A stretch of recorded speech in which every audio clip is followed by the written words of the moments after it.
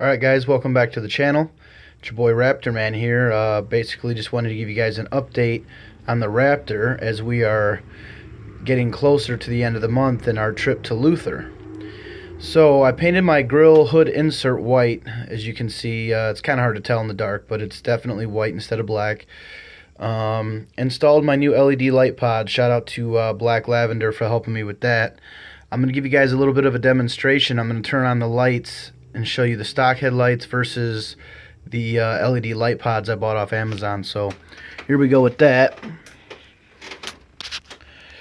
So that's what it looks like with just the normal headlights. Go ahead and turn on the pods.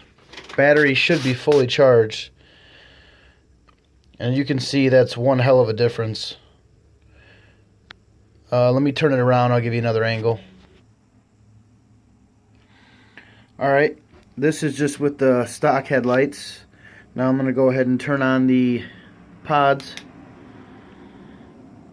and you can see much brighter. They are mounted directly to my bumper there.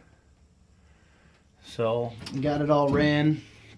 It's all, well, I tried to tuck it. Tried to tuck it underneath the seat the best I could, considering I already got the LEDs and all that good stuff. Let me open up this door.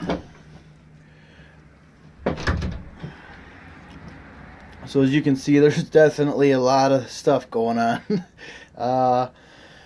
I might clean it up once we get back from our trip. It's all pretty solid now. I got it ran underneath. You know, they just these pods came with a lot of wire, and plus I already had the LEDs, like I said.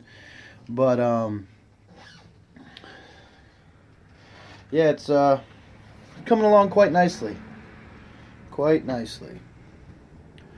So anyways, that's the update on the LED light pods. Update on the Raptor so far. I ordered